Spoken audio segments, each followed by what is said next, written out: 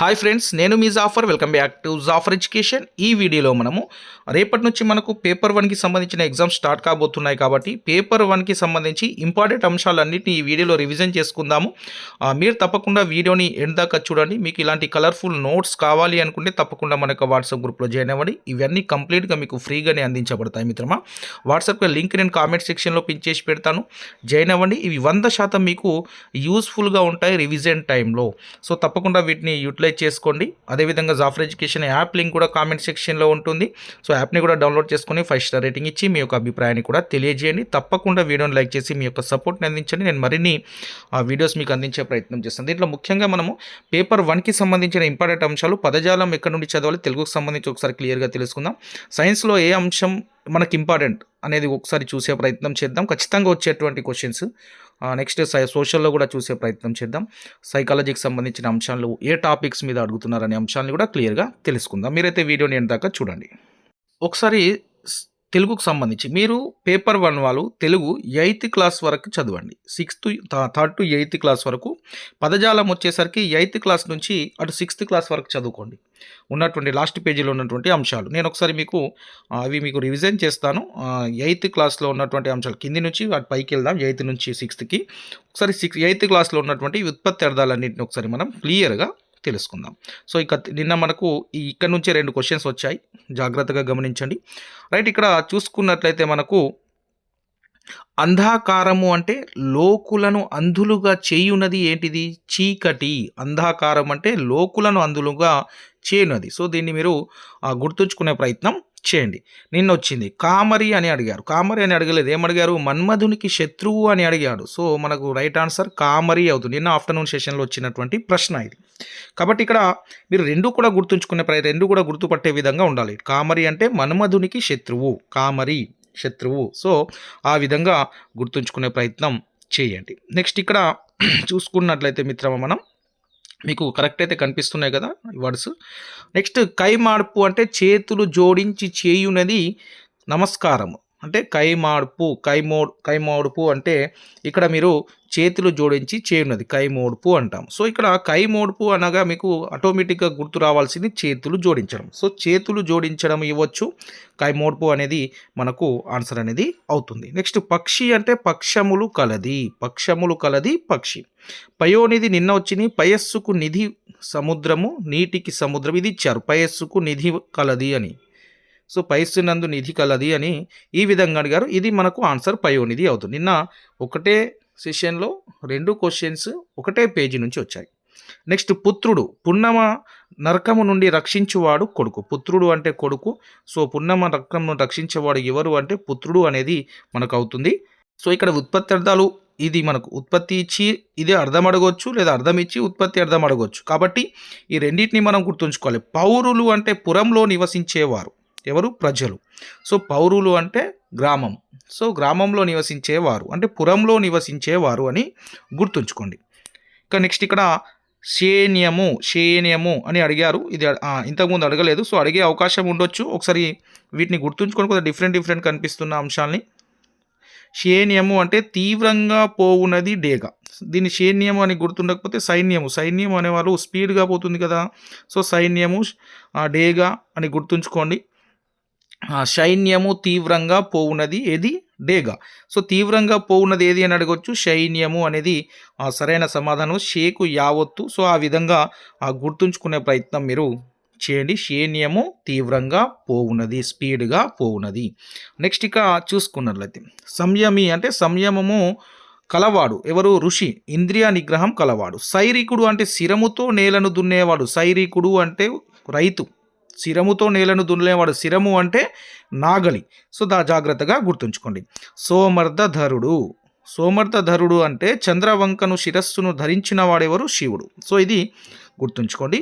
హాలికుడు అంటే హలముతో నేలను దున్నేవాడు, రైతు. సో ఈ అంశాలని కొన్నే ఉన్నాయి, గుర్తుంచుకునే ప్రయత్నం అయితే చేయండి మిత్రమా. ఒకసారి ప్రకృతి వికృతులు మనం ఫాస్ట్గా చెప్పుకునే ప్రయత్నం చేద్దాం. సో ఇక్కడ ప్రకృతి ఇచ్చి వికృతి అడగొచ్చు, వికృతి ఇచ్చి ప్రకృతి అడగొచ్చు. జాగ్రత్త. అగ్ని అనే పదానికి వికృతి అగ్గి అవుతుంది. అద్భుతము అనే పదానికి వికృతి అబ్బురము. సో ఇదేమో అద్భుతం అనేది ప్రకృతి, అబ్బురం అనేది వికృతి.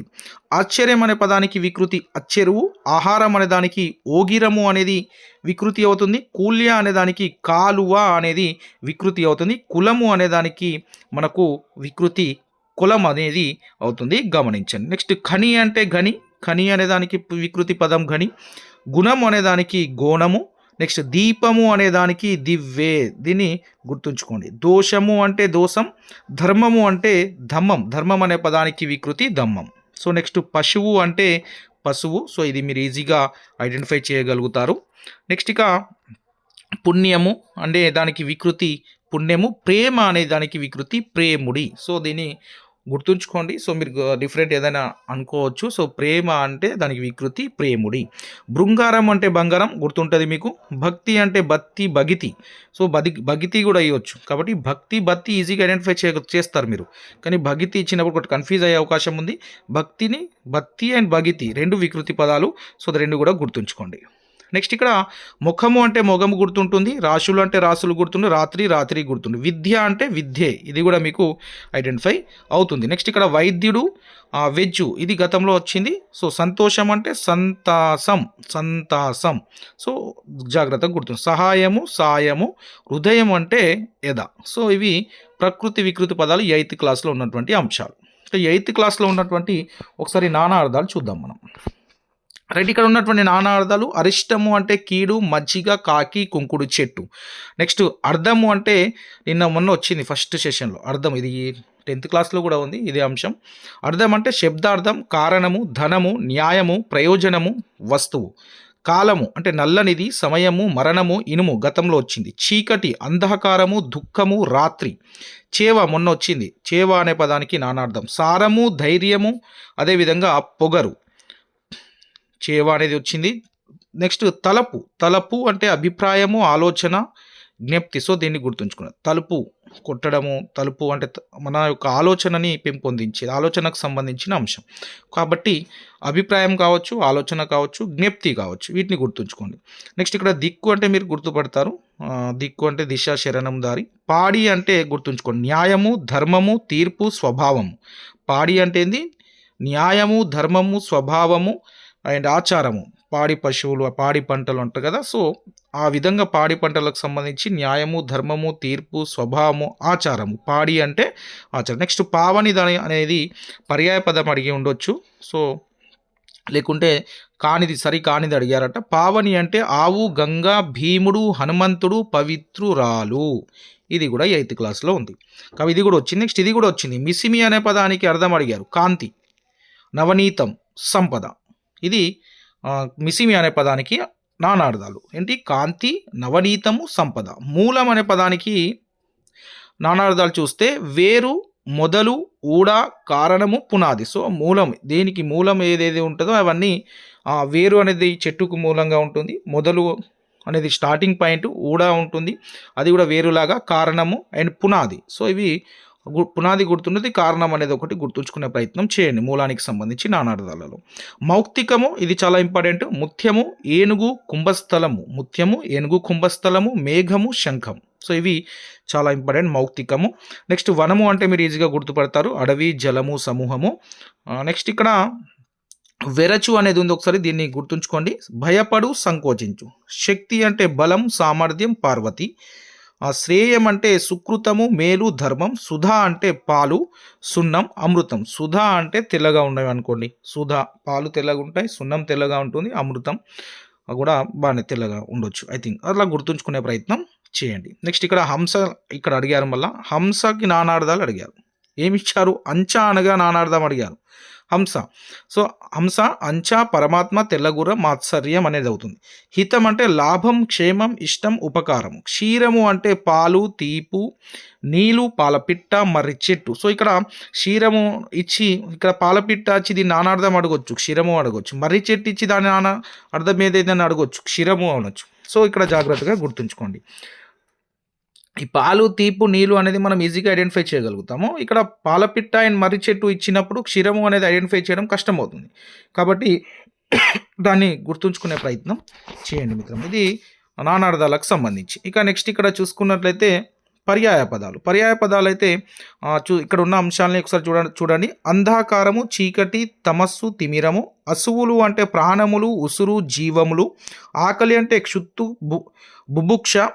ఆలంబనం అంటే ఆధారము, ఆశ్రయము, ఊత. ఒకసారి చెప్పడం స్లో అయినట్లయితే మీరు వీడియోని కొద్దిగా స్పీడ్గా పెట్టుకొని వినండి మిత్రమా, ఫాస్ట్గా కూడా అయిపోతుంది. మీరు ఆ వీడియోలో మనకు స్పీడ్ కూడా పెంచుకోవచ్చు యూట్యూబ్లో. దాన్ని స్పీడ్ పెట్టి మీరు వినండి. ఇడుములు అంటే ఇబ్బందులు, కడగండ్లు, కష్టాలు. ఉడుపులు అంటే గుడ్డలు, పుట్టములు, బట్టలు, వస్త్రాలు. కర్దమం అంటే బురద, అడుసు, పంకం. సో అడిగారు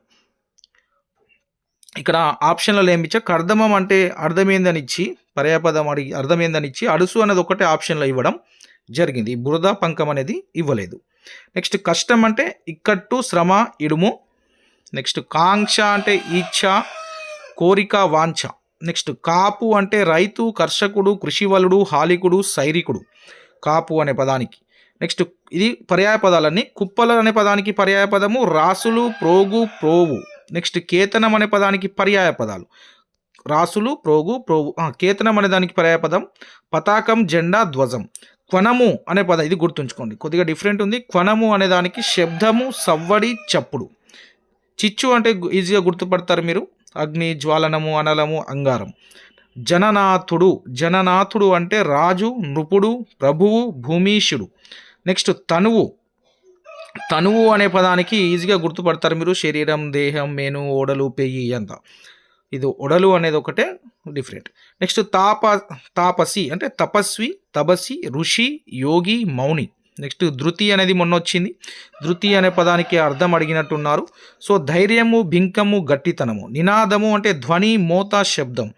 నిశీతిని అనే దానికి పర్యాయ పదము రాత్రి, యామిని, నిశ. సో ఇక్కడ యామినిని కూడా గుర్తుంచుకోండి. నీరం అంటే నీళ్లు, ఉదకం, జలం, తోయం అనేది గుర్తుంచుకోండి. నీరం అనే పదానికి పర్యాయ పదం అడగొచ్చు.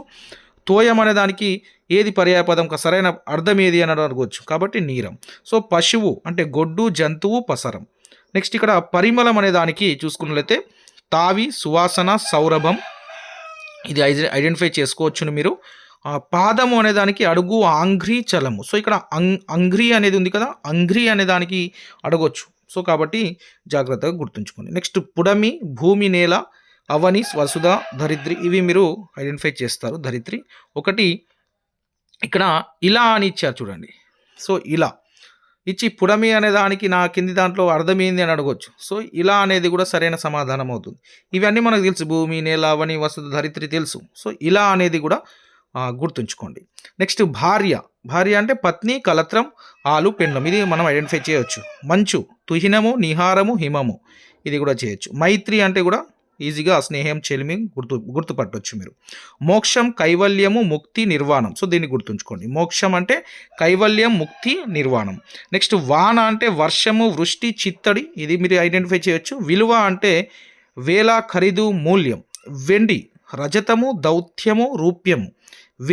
వేసంగి, గ్రీష్మము, ఎండాకాలము. సఖులు అంటే స్నేహితులు, మిత్రులు, సోపతిగాళ్ళు. ఇది కూడా మీరు చేయొచ్చు. సమూహం అంటే గుంపు, బృందం, సముదాయం. ఇది కూడా మీరు ఈజీగా ఐడెంటిఫై చేయవచ్చును. సైరికుడు అంటే కాపు, హాలికుడు, రైతు. హంస, మరాలము, చక్రాంగము. అదేవిధంగా మన సౌకము అంటే హంస అనే దానికి నానార్థం అడిగారు. నానార్థం, అంచా అవి చెప్పుకున్నాము. హంస అనే దానికి పర్యాపదాలు వచ్చేసరికి మరలము, చక్రాంగము, మాన సౌకము.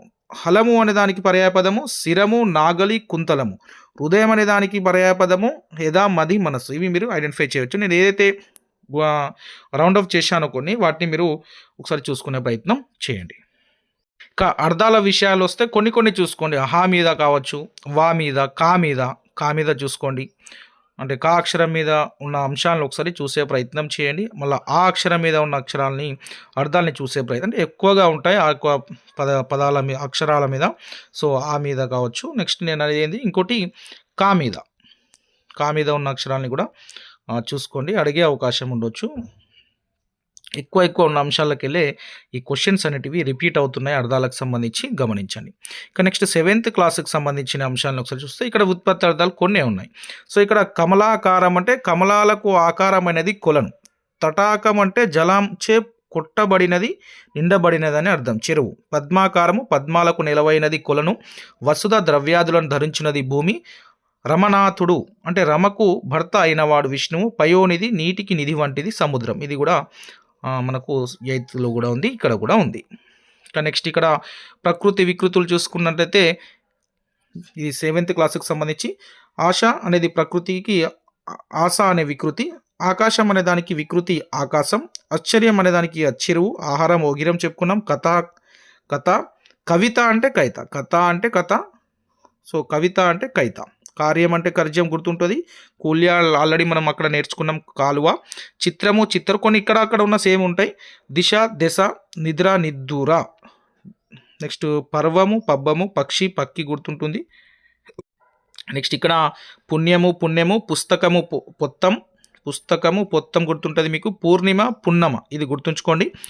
నెక్స్ట్ భక్తి బత్తి ఓకే, భాగవతం గుర్తుంటుంది, ముఖం అంటే మొగము, రాత్రి, వర్ణము అంటే వన్నె, శిఖ అంటే సిఘ, సంతోషము సంతాసం ఇది గుర్తుంది, సంధ్య అంటే సంధ్య దీన్ని గుర్తుంచుకోండి, సింహం సింగం, స్తంభం కంబం, సో స్నానం అంటే తానం, సో ఇవన్నీ మీకు ఈజీగా ఐడెంటిఫై చేయవచ్చు. రైట్, ఇక్కడ అంగడి అంటే సంత మడిగే, ఇక్కడ నానార్థాలు చూసుకున్నట్లయితే 7th క్లాస్లో ఉన్న నానార్థాలు, కంఠీరవం అంటే మదగజం, పావురం సింహం, కులం వంశం, జాతి, శరీరం, ఊరు, ఇల్లు, నేతి, పోట్లు, దేశం, పిల్లి. కేసరి మొన్న అడిగారు, ఇది మనం మొన్న ఇంతకుముందు కూడా రివిజన్ చేసుకున్న 10th కూడా ఉంది. ఇది సింహం, గుర్రం, శ్రేష్ఠుడు, హనుమంతుని తండ్రి, మాదిఫలం, పున్నాగం అనేటివి ఇవన్నీ నానార్థాలు ఉన్నాయి కాబట్టి కేసరినిచ్చి ఏదైనా దీంట్లో రెండే ఇవ్వచ్చు, మాది ఫలము పున్నాగం అని కూడా ఇవ్వచ్చు. మన సింహం గుర్రం అనేది గుర్తుంటుంది. నెక్స్ట్ హనుమంతుని తండ్రి, సో ఇలా ఇచ్చే అవకాశం ఉండొచ్చు. సో చైతన్యం అంటే జ్ఞానం జీవం, తగవు అంటే జగడం వాజ్యం పద్ధతి మేలు యుక్తం న్యాయం తీర్పు. సో ధనము అనేది మనం ఆన్సర్ చేయవచ్చును, విత్తము ఆస్తి, ఆవుల మంద, ధనియము ధనిష్ట నక్షత్రం, ద్విజుడు బ్రాహ్మణుడు, క్షత్రుడు, వైశ్యుడు, నేర్పు అభ్యసించు ఇది తెలుస్తుంది, పద్మము అంటే కమలము, పాము ఒక నిధి, సంఖ్యా విశేషము కూడా గుర్తుంచుకోండి, ప్రతిష్ట అంటే కీర్తి స్థాపన, పశువు అనే దానికి నానార్థాలు, గొర్రె బలికి ఇచ్చు మృగము, మేడి చెట్టు, ప్రమథగణం, మేడి చెట్టు, ప్రమథగణం ఇవి గుర్తుంచుకోండి, పాదము అంటే పద్యపాదము, కాలి అడుగు భాగము, కిరణము, పాతిక భాగము వేరు, బలి అంటే బలి చక్రవర్తి, గంధకము, చర్మము, ముడుతులు, దున్నపోతు, బలవంతుడు, అర్పణము, పన్ను మొదలైనవి బలి అనే పదానికి నానార్థాలు. భంగము అనే దానికి నానార్థాలు, ఆటంకము అలా, వాలం అనే దానికి నానార్థము తోక, తల వెంట్రుక, కత్తి, పులి, సో ఇది గుర్తుంచుకోండి, వాలం అనే దానికి నానార్థం.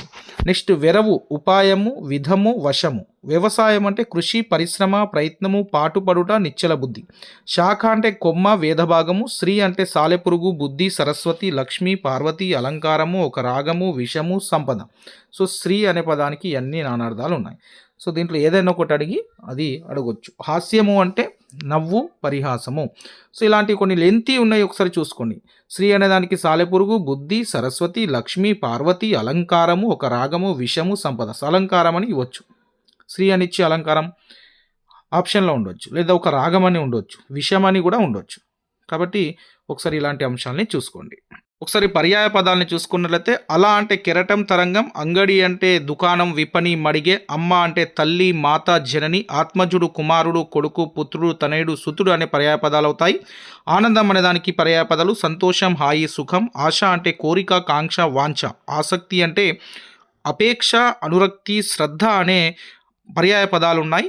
అదేవిధంగా ఇల్లు అంటే గృహము, సదనము, నివాసము, ఆవాసం అనేటివి పర్యాయ పదాలుగా ఉన్నాయి. ఈర్ష్య అనే దానికి అసూయ, ఈసు, మత్సరం అనేటివి పర్యాయ పదాలు. సో ఏనుగు అనే దానికి పర్యాయ పదం కరి, హస్తి, ఇభం, గజం. సో గజం అంటే ఐడెంటిఫై చేస్తారు, కరి అంటే ఐడెంటిఫై చేస్తారు, కాబట్టి హస్తి, ఇభం అనేటివి కూడా గుర్తుంచుకోండి.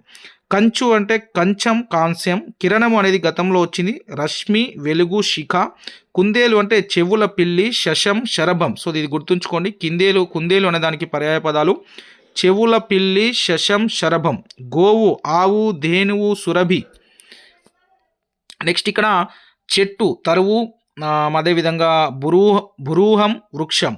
చెరువు అంటే తాటాకం, సరస్సు, ఇది ఐడెంటిఫై అవుతుంది. చేప అంటే మీనం, మత్స్యం. దాత అనే దానికి పర్యాయ పదాలు త్యాగి, వితరణశీలి, ఉదారుడు. దూడ అంటే లేగ, క్రేపు, పెయ్య. క్రేపు అనేది గుర్తుంచుకోండి, లేగ, పెయ్య అనేది మనం వాడుతూ ఉంటాం. నెక్స్ట్ ఇక చూసుకున్నట్లయితే నీరు అనే దానికి జలం, సలిలం, ఉదకం ఇది ఐడెంటిఫై అవుతుంది. పల్లె అంటే గ్రామం, ఊరు, జనపదం ఇది కూడా ఐడెంటిఫై అవుతుంది. పసిడి అంటే అడిగారు కాంచనము, పుత్తడి, బంగారము, హేమము, కనకము. సో కానిది అడిగినట్టున్నారు, ఏదో స్వర్ణము అని ఇచ్చి కింది వానలో కానిది అడిగారు. నిన్న జయ అనేది రైట్ ఆన్సర్ అన్నారు. సో ఇది గుర్తుంచుకోండి. కాంచనం గుర్తుంచుకోండి. కాంచనం అన్న బంగారమే, పుత్తడి అన్న బంగారం, హేమం అన్న బంగారమే, కనకం అన్న బంగారమే, స్వర్ణం అన్న బంగారమే. పక్షి అంటే పులుగు, విహాంగము, ఖగం. నెక్స్ట్ పిల్లిలో వచ్చేసరికి బిడాలము, మార్జాలం ఇది గుర్తుంచుకోండి. పులి, శార్దూలం, వ్యాఘ్రం ఇది తెలుసు. పూజ అంటే అర్చన అండ్ సపర్య. భర్త అంటే పతి, నాథుడు, మగడు, మొగడు, పెనివిటి. భార్య అంటే పత్ని, అదేవిధంగా ఆలు, ఇల్లాలు, పెండ్లం. సో ఇవి గుర్తుంటాయి. సో కొన్ని నేను చెప్పాను కదా మెయిన్ వాటిని గుర్తుంచుకునే ప్రయత్నం అయితే మీరు ఒక్కసారి వీటిని చూసుకోండి అంతే. గుర్తుంచుకునే ప్రయత్నం కాకుండా మీరు గుర్తుపట్టే విధంగా ఉంటే సరిపోతుంది. మీరు దీన్ని టెన్షన్ పడాల్సిన అవసరం లేదు. ఒక్కసారి చూసుకుంటూ వెళ్ళిపోండి. లేదా నేను చెప్పిన ఒకసారి అంశాలు వింటూ కూడా ఉన్నా మీరు ఈజీగా వింటూ చూస్తూ ఉన్నా మీకు ఈజీగా గుర్తుంటాయి. ఈజీగా ఆన్సర్ అనేది చేయొచ్చు మిత్రమా. ఇంకా 6th క్లాస్లో ఉన్న అంశాలను చూస్తే దాంట్లో ఉన్న నానార్థాలు ఒకసారి చూసుకున్నట్లయితే దీంట్లో ఉత్పత్తి అర్థాలు అయితే ఏం లేవు. సో అవ్వ అంటే తల్లి, అమ్మమ్మ, నాయనమ్మ. సో ఆశ అనే దానికి కోరిక, దిక్కు ఇది ఈజీ ఐడెంటిఫై చేస్తారు. ఉత్తరం అంటే లేక, ఒక దిక్కు కూడా ఉంది. కథ అంటే కథ, గౌరి. కరము అంటే ఇది గుర్తుంచుకోండి. చెయ్యి, తొండము, కప్పము, కిరణము గతంలో వచ్చింది. చెయ్యి, తొండము, కప్పము, కిరణము. సో కప్పము, కిరణము కూడా మీరు జాగ్రత్తగా గుర్తుంచుకోండి. కపి అంటే వానరము, సూర్యుడు, ఏనుగు, విష్ణువు. కర్కోటకం అంటే నాగుపాము, మారెడు, విషభేదం. ఈ విషభేదం, నాగుపాము ఓకే. అండ్ మారెడు అనేది ఒకటి గుర్తుంచుకోండి దీంట్లో కూడా. కాలము అంటే సమయము, నలుపు, చావు గతంలో వచ్చింది. కారు అంటే కాలం, నలుపు ఇది కూడా గత టెట్లో వచ్చింది. కీడు అంటే అపకారము, ఆపద, అశుభం. కులం అంటే వంశం, తెగ, శరీరం, ఇల్లు, ఊరు అనే నానార్థాలు ఉన్నాయి. కొలువు అనే దానికి ఉద్యోగం, ఆస్థానం, సేవ అనే నానార్థాలు ఉన్నాయి. గుణము అనే దానికి స్వభావము, అల్లెత్రాడు అని ఉన్నాయి. గోవు అనే దానికి నానార్థాలు ఆవు, కన్ను, బాణం, సరస్వతి, భూమి ఇవన్నీ గోవు అనే పదానికి నానార్థాలు. చిత్రం అనే పదానికి చిత్తరువు, బొట్టు, ఆశ్చర్యం. సో బొట్టు అనేది కూడా చిత్రం అనే పదానికి నానార్థంగా ఉంది. జాగ్రత్తగా గుర్తుంచుకోండి. నెక్స్ట్ ఇక్కడ ధర అనే దానికి నానార్థం భూమి, నెల, భూమి అండ్ వెల. దహనం అంటే కాల్చుట, జీడి. దిక్కు అంటే దిశ, శరణం, దారి. నిజము అంటే సత్యము, విధము. నిగ్గు అంటే ఉత్కృష్ట కాంతి, అదేవిధంగా కిరణము, సారము. నిగ్గు అంటే గుర్తుంచుకోండి ఇది ఉత్కృష్ట కాంతి, కిరణము, సారము. పాలు అంటే క్షీరము, భాగము. ప్రాణం అంటే ఉసురు, గాలి, బలిమి. మతము అంటే అభిప్రాయము, సమ్మతి, శాస్త్రము. రాజు అంటే చంద్రుడు, భూపాలుడు. రీతి అంటే విధము, మేర అండ్ ఇత్తడి. వర్ణము అక్షరము, వర్ణం అంటే అక్షరం అంటాం, రంగు అంటాం. సో ఆకారము, జాతి ఇది ఒకటి గుర్తుంచుకోండి ఆకారం.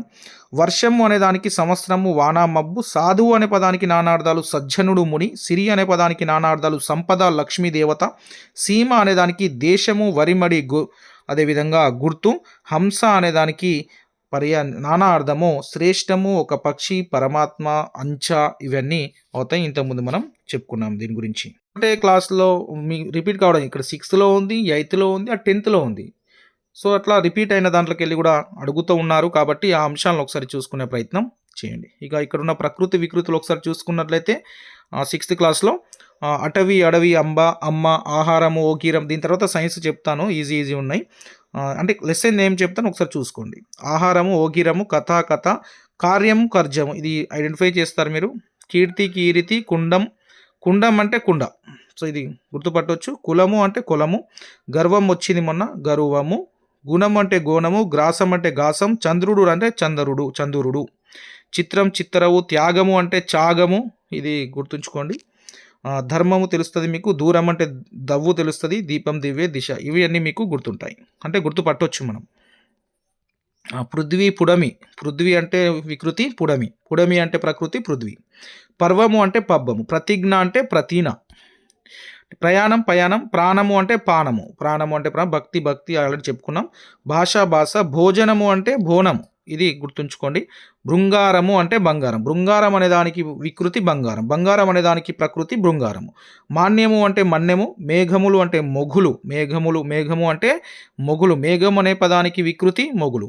ముఖము, మొగము. మౌక్తికం అనే పదానికి వికృతి, ముత్యం. ఇవన్నీ తెలుసు. రాజు అంటే రాయడు. రాజు అనే పదానికి వికృతి రాయడు. విద్య, విద్యే, శక్తి, సత్తువ, స్త్రీ, సిరి, సముద్రము, సంద్రము, సహాయము, సాయము, సింహం, సింగం ఇవన్నీ మీరు ఐడెంటిఫై చేయవచ్చు. స్వామి, సామి. నెక్స్ట్ ఇక్కడ ఉన్నటువంటి పర్యాయ పదాలు 6th క్లాస్లో ఉన్నటువంటి పర్యాయ పదాలను ఒకసారి మీరు చూసుకునే ప్రయత్నం అయితే చేయండి. సో ఇక్కడ అడవి, వనము, నెక్స్ట్ కాన అరణ్యము, ఉదది అంటే సముద్రము, రత్నాకరము సాగరము, ఏనుగు అంటే కరి, హస్తి, గజం, కప్ప, మండుకం, బేకం, దద్దురం అనే పర్యాయ పదాలు ఉన్నాయి. కథ అనే దానికి పర్యాయ పదాలు చూసుకున్నట్లయితే గాథ, వృత్తాంతం, ఉదాంతము, అదేవిధంగా కడుపు అనే దానికి కుక్షి, ఉదరం, పొట్ట. కథనం అంటే యుద్ధము, రణము, సమరము. కపి అంటే కోతి, మర్కటం, వానరం. కరము అనే దానికి పర్యాయ పదాలు చెయ్యి, హస్తం, పాని. కొండ, గుట్ట, పర్వతం, గిరి, నగం అనే పర్యాయ పదాలు ఉన్నాయి. సో కండ్లు అంటే నేత్రాలు, నయనాలు, అక్షులు. కోవేల అంటే గుడి, దేవాలయము. సో ఒకసారి ఇవి అన్నీ ఒకసారి మీరు చూసుకునే ప్రయత్నం చేయండి. 6th క్లాస్కి సంబంధించి పర్యాయ పదాలు. రైట్ మిత్రమా, ఇక్కడ ఒక అంశాన్ని చూడండి. ఇక్కడ చిన్నవి సింహం, కేసరి, మృగరాజు, పంచాస్యము. అదేవిధంగా వారధి అంటే వంతెన, సేతువు, కట్ట అనే పర్యాయ పదాలు ఉన్నాయి. కొన్ని చూసుకోండి. భూమి అంటే మీకు తెలుసు, మఘ్వ అంటే తెలుసు, ఆయన మేఘం అంటే తెలుసు, యుద్ధం అంటే మీరు ఈజీగా ఐడెంటిఫై చేయగలుగుతారు. వనది అంటే వార్ది, సముద్రము, అంబుది. ఇది ఒకసారి చూసుకోండి. వంశం ఒకసారి చూడండి, గోత్రం, కులము, సంతతి ఇవన్నీ వస్తాయి. పెనిమిటి అంటే తెలుసు, భర్త, మొగుడు, పతి. పురము అంటే పట్టణము, నగరము. ఇది గుర్తుంచుకోండి. పురము అంటే గుర్తుంచుకోండి. పురం అంటే పట్టణము, నగరము, స్థానీయము, స్థానికత. సో దాన్ని గుర్తుంచుకోండి. పుండలికం అంటే ఇంతకుముందు పులి. పుండలికం, పులి అనే దానికి పర్యాయ పదాలు పుండరికం, వ్యాఘ్రము, శార్దులము. ఎప్పటికీ రిపీట్ అయ్యే ప్రశ్న ఇది, పులికి సంబంధించిన పర్యాయ పదాలు. సో పసిడి అంటే మీకు ఆల్రెడీ తెలుసు. రైట్ మిత్రమా, ఒకసారి సైన్స్కి సంబంధించిన అంశాలు చూద్దాం. 7th క్లాస్ సైన్స్లో ఖచ్చితంగా వచ్చేటువంటి ఏ లెసన్స్ నుంచి ప్రశ్నలు వస్తాయి అంటే చూడండి ఒకసారి. మొక్కలలో పోషణ అనే దాంట్లోకి వెళ్ళి ప్రశ్నలు అడగొచ్చు. కిరణజన్య సంయోగక్రియకు సంబంధించి ఇక్కడ ఒకటి ఉంది ఈక్వేషన్. నెక్స్ట్ ఇక్కడ మన ఆక్సిజన్ని ఎవరు కనుగొన్నారు, కార్బన్ డైఆక్సైడ్ని ఎవరు కనుగొన్నారు, సో అనే అంశాలు ఉంటాయి. స్టీఫెన్ హెల్స్ ఇవన్నీ. జేసెఫ్ ప్రిస్లీ గారు ఆక్సిజన్కి సంబంధించి, లెవోయిజర్ గారు పేరు పెట్టడం జరిగింది. సో ఇక్కడ మొక్కల్లో పోషకాలు అనే దానికి ఇక్కడికి వెళ్ళి ప్రశ్న అడగవచ్చు. సో ఈ గతంలో ఇక్కడ నుంచి ప్రశ్న వచ్చింది. బంగారు తీగ పరపోషకం ఇది. దీన్నే కస్కుట అంటాం. దీని యొక్క వేర్లను హస్టోరియా అని అంటాము. సో దీన్ని ఒకసారి చూసుకునే ప్రయత్నం చేయండి, చాలా ఇంపార్టెంట్ ఇది. మొక్కల పరాన్నజీవి మొక్క వేరే మొక్కపై ఆధారపడుతుంది. పరపోషణ అని అంటాము. వాటి వేర్లను హస్టోరియా అని అంటాము. ఇక్కడ ఉన్నాయి చూడండి. నెక్స్ట్ ఇక్కడ కీటకాహారం మొక్కలు. సో ఇక్కడ నుంచి వచ్చింది. మాంసాహారం మొక్కలు, కింది వానలో మాంసాహారం మొక్క ఏది అని అడిగారు. నెక్స్ట్ ఇక్కడ చనిపోయిన కుళ్ళిపోయిన పదార్థాలపై పెరిగే మొక్కలు పూతికాహారులు. సో ఈ అంశాలని మీరు ఖచ్చితంగా ఈ లెసన్ని చూడండి. ఈ 10వ పాఠం ఏదైతే ఉందో ఆ మొక్కల్లో పోషకాలు, సో అది 100% మనం చూసుకొని వెళ్ళాలి. ఖచ్చితంగా ప్రశ్న వస్తుంది, 100% గ్యారంటీ. ప్రశ్న అనేది ఈ లెసన్ ఇంకోటి 12వ లెసన్ లైంగిక మొక్కల్లో ప్రత్యుత్పత్తి. సో ఈ 2 లెసన్లకు వెళ్ళి 100% ప్రశ్న అనేది ఉంటుంది. ఇక్కడ మాంసాహార మొక్కలు డ్రాసిరియా, యుట్రికిలేరియా, నెపంథిస్ వినాస్ ప్లైట్రాప్ అనేటివి ఈ మాంసాహార మొక్కలు. ఇది డ్రాసిరియా అనేది ఆప్షన్లో ఇచ్చారు. ఇది మనము యూట్యూబ్లో కమ్యూనిటీ పోల్లో కూడా ఈ క్వశ్చన్ పెట్టడం జరిగింది. నెక్స్ట్ ఇక్కడ లైకేన్లు, మీకు తెలుసా అనే అంశాలు మీకు అన్నీ ఒకే దగ్గర చేసి ఇచ్చాను. ఇక్కడ నుంచి ప్రశ్నలు వచ్చే అవకాశం ఉంది. శైవలాలు, శిలీంధ్రాలు కలిసి సమూహాలుగా సహజీవనం చేస్తాయి. ఈ సంబంధాన్ని మనం లైకేన్ అని అంటాము. శైవలాలు, శిలీంధ్రాలు ఈ రెండు ఒకటే దగ్గర సమూహాలుగా సహజీవనం చేయడాన్ని లైకేన్ అని అంటాము, గుర్తుంచుకోండి. నెక్స్ట్ లెసన్ చూసుకున్నట్లయితే జీవుల్లో శ్వాసక్రియకు సంబంధించి ఇంపార్టెంట్ అంశాలు ఒకసారి చూసుకున్నట్లయితే ఇదే నేను కార్బన్ డైఆక్సైడ్ ఆవిష్కరణ అండ్ ఆక్సిజన్ ఆవిష్కరణ. ఇది మీకు తెలిసిన అంశాలు పీడిఎఫ్లో ఉన్నాయి. సో ఆ పీడిఎఫ్ కూడా నేను మీకు షేర్ చేస్తాను. ఇక్కడ నెక్స్ట్ చూసుకున్నట్లయితే మీకు ఇక్కడ శ్వాసక్రియలో చేప, కప్ప, ముఖ్యంగా కప్ప అనేది చూడండి, తోక కప్ప ఉన్నప్పుడు నీటిలో మొప్పల ద్వారా శ్వాసక్రియ జరుపుతుంది. భూమిపైన ఏమో ఊపిరితిత్తుల ద్వారా జరుపుతుంది. భూమి లోపల వచ్చేసరికి ఏమో చర్మం ద్వారా శ్వాసక్రియ అనేది జరుపుతుంది. సో, దీన్ని గుర్తుంచుకునే ప్రయత్నం. భూమి లోపల కప్ప దేనితో శ్వాసక్రియ జరుపుతుంది? ఊపిరితిత్తులాగా ఏది పనిచేస్తుందంటే దాని జిగుటైన చర్మం ఏదైతే ఉందో అది దాని యొక్క శ్వాసక్రియలాగా అది ఊపిరితిత్తులాగా పనిచేస్తాయి. సో, కప్ప భూమి లోపల ఉన్నప్పుడు ఎలా శ్వాసిస్తుందంటే చర్మం ద్వారా. సో, నెక్స్ట్ బొద్దింకకు సంబంధించి కూడా ఇక్కడ ఉంది. బొద్దింకకు సంబంధించిన అంశాలని కూడా చూసుకోండి ఒకసారి. స్పైరికల్స్ అంటాం, చిన్న చిన్న రంధ్రాలని మనము. సో, ఇక్కడ ఈ బొద్దింక దేహం ప్రతి ఖండితంలో ఉండే చిన్న రంధ్రాల శ్వాసనాలతో సంధానమై ఉంటుంది కాబట్టి సో, ఈ బొద్దింక లాంటి ఇతర కీటకాల్లో కూడా ఇదే విధమైన స్పైరకిల్స్ అనే రంధ్రాలు అనేటివి ఉంటాయి. ఈ రంధ్రాలు బొద్దింక దేహం ఖండితంలో ప్రతి ఉండే చిన్న రంధ్రాలు శ్వాసనాళాలతో అనుసంధానమై ఉంటాయి. ఈ శ్వాసనాళాలను ఏమంటాం? ట్రాకియా అని అంటాము, గుర్తుంచుకోండి. నెక్స్ట్ ఇక్కడ మనకు వానపాము అనేది మొన్న అడిగారు. ఇది వానపాము అనేది ఉభయ లైంగిక జీవి వానపాము. ఇది మొన్న వచ్చింది పేపర్ 2 వారికి. సో, వానపాము కూడా చర్మం ద్వారా శ్వాసక్రియ జరుపుతుంది. సో, దాన్ని గమనించే ప్రయత్నం చేయండి. ఇక మొక్కల్లో వచ్చేసరికి పత్రరంధ్రాలు అండ్ లైకేన్లు. లైకేన్లు అంటే మనకు లైకేన్లు కాదు, పత్రరంధ్రాలు అండ్ లెంటిసెల్స్. కాండం పైన ఉండే లెంటిసెల్స్ ద్వారా అండ్ పత్రరంధ్రాల ద్వారా వాయు వినిమయం జరుపుతుంది. ఇది శ్వాసక్రియ జరుపుతుంది. మొక్కల్లో శ్వాసక్రియ దేని ద్వారా జరుగుతుంది అంటే పత్రరంధ్రాలు అండ్ లెంటిసెల్స్ ద్వారా శ్వాసక్రియ అనేది మొక్కల్లో జరుగుతుంది, గమనించండి. సహజీవనం చేస్తే లైకేన్ అనేది గుర్తుపెట్టి. నెక్స్ట్ మొక్కల్లో ప్రత్యుత్పత్తి. ఈ లెసన్లో ఖచ్చితంగా చదువుకోండి. ఈ 3 లెసన్స్ ఏవైతే ఉన్నాయో 10, 11, 12 ఈ 3 లెసన్స్లో 100% క్వశ్చన్స్ అంటే 2 నుంచి 3 ప్రశ్నలు ప్రతి టెట్లో వస్తున్నాయి. కాబట్టి ఈ లెసన్స్ని మీరు నెగ్లెక్ట్ అనేది చేయకండి. 7th క్లాస్ సైన్స్లో ఉన్నాయి. ఒక్కసారి చూసుకోండి. మీరు ఆల్రెడీ చదివిన అంశాలే మళ్ళీ ఒకసారి చూసుకునే ప్రయత్నం చేయండి. ఇక్కడ ముఖ్యంగా కీలగ్రం ఇవన్నీ మీకు తెలుసు, కానీ ఇక్కడ ఏకలైంగిక పుష్పాలు, ద్విలైంగిక పుష్పాలు అనేవి ఉంటాయి. దీంట్లో అసంపూర్ణ పుష్పాలని ఏకలైంగిక పుష్పాలు, సంపూర్ణ పుష్పాలని ద్విలైంగిక పుష్పాలాగా ఉంటాయి. ఈ అంశాన్ని చూడండి. కేసరావళి మాత్రం అంటే పురుష పుష్పాలు, స్త్రీ పుష్పాలు అంటే అండాకోశం మాత్రమే ఉంటుంది. సో, వీటికి ఎగ్జాంపుల్ కూడా అసంపూర్ణ పుష్పము దోస, సోర, బొప్పాయి ఇచ్చారు. సో, మందార, ఉమ్మెత్త, తూటి పూలు అనేటివి సంపూర్ణ పుష్పాలు, దాని ద్విలైంగిక పుష్పాలుగా పనిచేస్తే మొన్న మందారం అనేది ఆప్షన్లో ఉండేను, అది రైట్ ఆన్సర్గా చెప్పుకోవచ్చు. సో, ఇవన్నీ వీటి యొక్క అంశాలని ఈ పాఠంని మీరు అస్సలు నెగ్లెక్ట్ చేయకండి. ఒక్కసారి చూసుకొని 100% మార్కులు అనేటివి వస్తాయి. సో, నేను అక్కడ మీకు తెలుసలో ఓన్లీ ఇది ఒకటే ఇచ్చే ఉండొచ్చు. సో, ఈ లెసన్ మొత్తం చూసుకోండి. 10, 11, 12 7th క్లాస్ సైన్స్లో ఖచ్చితంగా చూడండి. గతంలో ఇక్కడ నుంచి ప్రశ్న వచ్చి ఇది నేను మీకు తెలుసాలో ఇచ్చాను, అంటే స్క్రీన్ షాట్ కొట్టి మీకు తెలుసాలో మీకు పీడిఎఫ్ చేసి ఇచ్చాను. సో, ఇక్కడ నుంచి కూడా గతంలో ప్రశ్న అనేది వచ్చింది. కాబట్టి ఒక్కసారి వీటిని చూసుకోండి మీరు ఖచ్చితంగా. అలెగ్జాండర్ ఫ్లెమింగ్ గురించి నేను మీకు తెలుసు అంశాలు ఇచ్చాను. పెనిసిలియం యాంటీబయాటిక్ ఉపయోగపడుతుందని ప్రశ్న ఇది రావడం జరిగింది.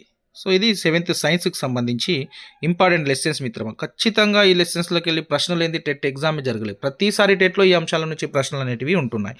ఒకసారి ఆ లెసన్స్ని చూసుకుంటే బెటర్ అనేది నా ఉద్దేశం మిత్రమా.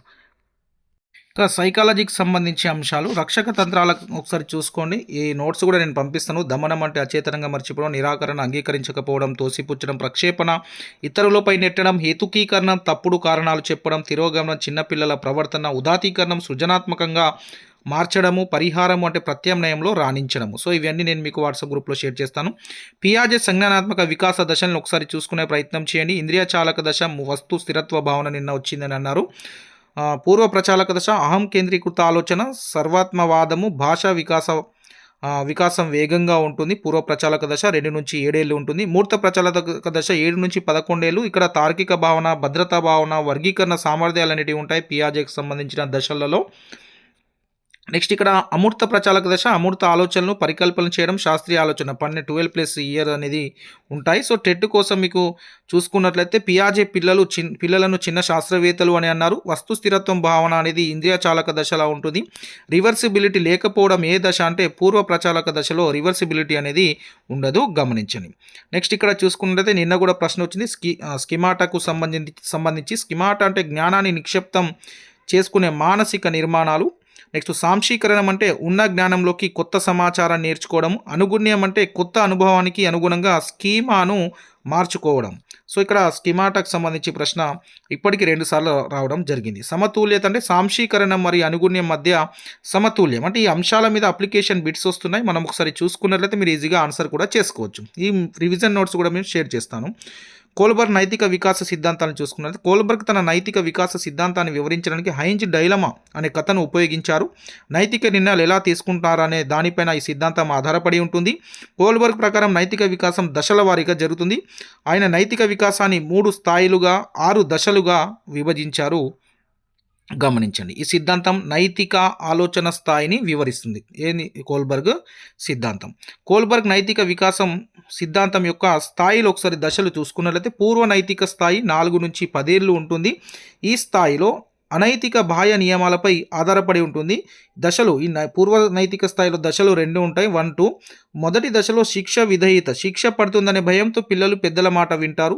దశ 2 సహజ సాధనోపయోగత దృష్టికోణం, అంటే నువ్వు నాకు ఇది ఇస్తే నేను నీకు అది ఇస్తాను, పరస్పర ప్రయోజనంపై ఆధారపడి ఉండేది మన 2వ దశ.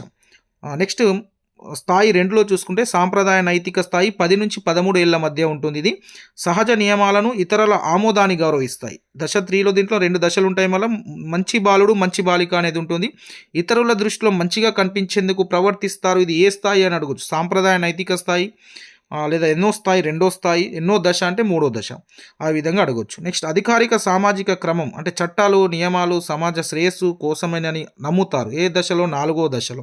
సో ఏ స్థాయి? 2వ స్థాయి. స్థాయి పేరు సాంప్రదాయక నైతిక స్థాయి. సో ఈ విధంగా గుర్తుంచుకోండి. నెక్స్ట్ ఉత్తర సాంప్రదాయ నైతిక స్థాయిలో వచ్చేసరికి 13 ఏళ్ల పైబడిన వారు, ఈ 3వ స్థాయి. ఇది ఇక్కడ సొంత విచక్షణతో నైతిక నిర్ణయాలు తీసుకుంటారు ఉత్తర సాంప్రదాయ నైతిక స్థాయిలో. సో ఇక్కడ దశ 5లో చూసుకుంటే సామాజిక ఒప్పందం, సమాజం హితం కోసం కొన్ని చట్టాలను మార్చవచ్చని గుర్తిస్తారు. ప్రజాస్వామ్య భావన అనేది కనిపిస్తుంది 3వ స్థాయిలో ఉత్తర సాంప్రదాయ నైతిక స్థాయిలో.